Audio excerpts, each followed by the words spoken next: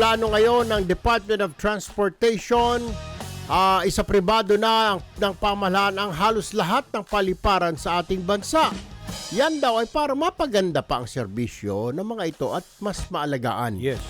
Nasa linya po si Transportation Secretary Jaime Bautista. Secretary Bautista, good morning po. This is Erwin Tulfo and Aljo Bendijo. We're live now sa PTV Network and Radyo Pilipinas nationwide. Secretary, good morning po. Good morning, Kong Erwin. Good morning, Aljo. No? Po.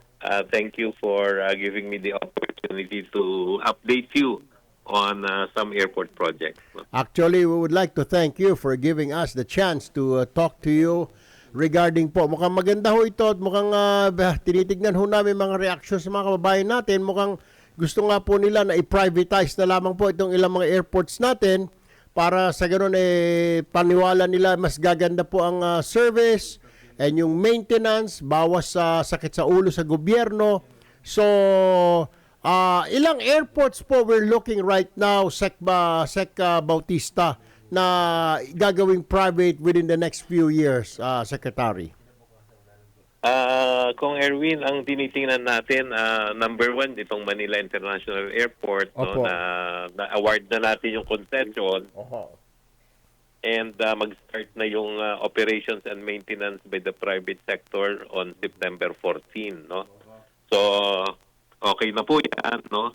Ang susunod na ipaprivatize natin ay yung Laguindingan Airport. No? Na-approve na rin po yung terms of reference. No? Nagkaroon na kami ng negotiation with the Aboitiz Group. No?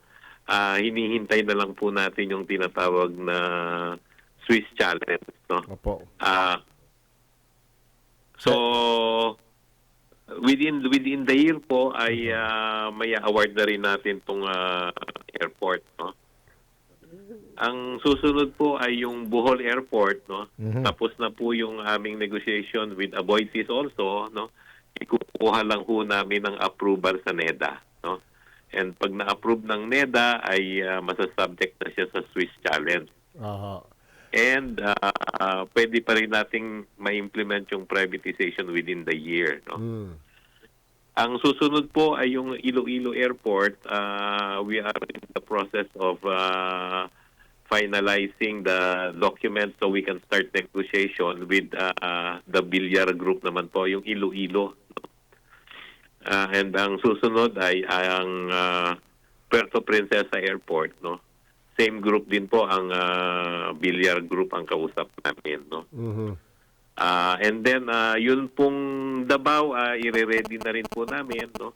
Meron dating nag-submit ng unsolicited proposal pero they were not able to submit all the documents based on the new law. No?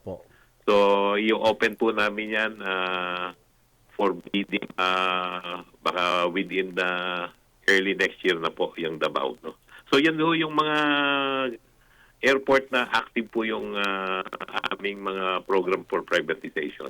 Sir, with all this, do you think malaki ang masasave ng pamahalaan for maintenance, putting more for making this privatized itong mga airport na ito, Secretary? Opo, no? Malaki po ang masasave natin dahil it's the private sector who will spend for the modernization and facilities, no? And alam naman po natin, yung private sector mas efficient sila pag nag-ooperate ng mga businesses, no? Hindi sila subject doon sa tinatawag natin na procurement law.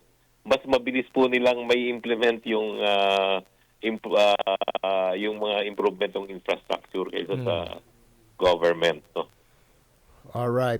Secretary Jaime Bautista, Department of Transportation, thank you po for giving us some of your time. Good morning po at mabuhay po kayo. Thank you, Kong.